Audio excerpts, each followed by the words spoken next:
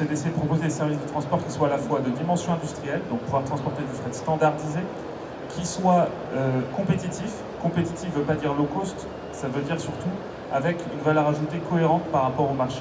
Voilà. Quelque part, on va reproposer une logique point à point face à la logique de hub.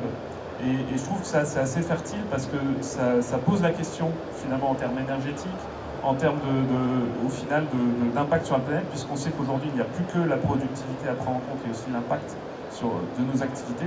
Finalement, est-ce que quelque chose qui peut paraître par certains côtés moins productif et pas plus bénéfique, et là je parle de la solution point à point.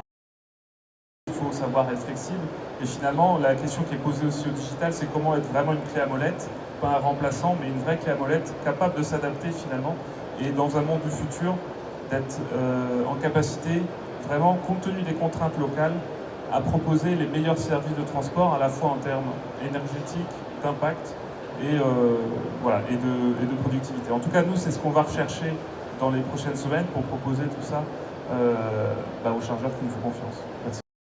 Alors, on est sur un navire roulier, donc on est sur une manutention horizontale, on a une porte à l'arrière et on peut charger comme à bord d'un ferry. Du coup, il n'y a pas d'impact sur la manutention. On a accepté de sacrifier la pontée, ce qui est un vrai sacrifice pour un armateur, pour pouvoir en fait vraiment la dédier à la propulsion par le vent. Donc on a une petite perte de productivité de ce côté-là, mais c'est pour nous le moyen de réellement décarboner.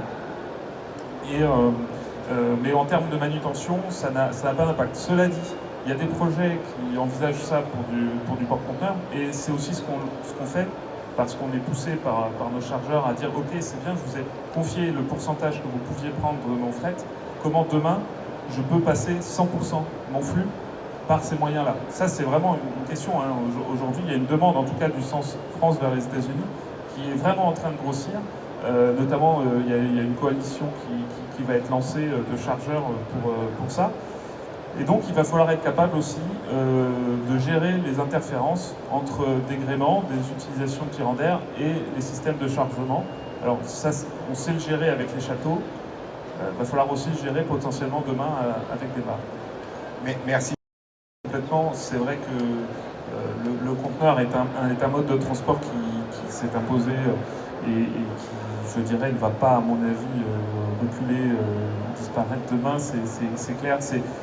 Il y a aussi une notion d'appropriation de l'espace transporté, hein, parce que dans un conteneur, on met son fret et on sait que personne n'y touche avant l'arrivée. Donc il y a une notion là qui, à mon avis, va être pérenne, hein, ça c'est certain.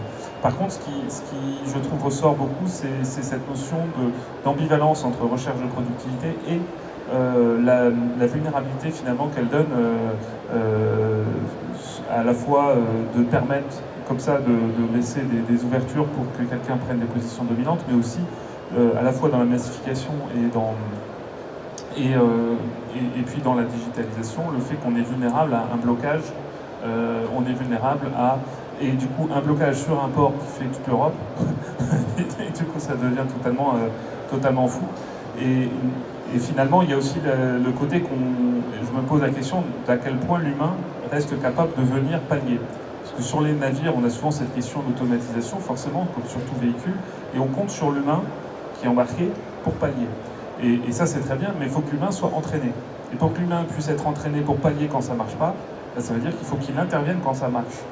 Et pour qu'il puisse intervenir efficacement quand ça marche, ça veut dire qu'il a un rôle qui est pensé et qui a une valeur ajoutée dans la machine.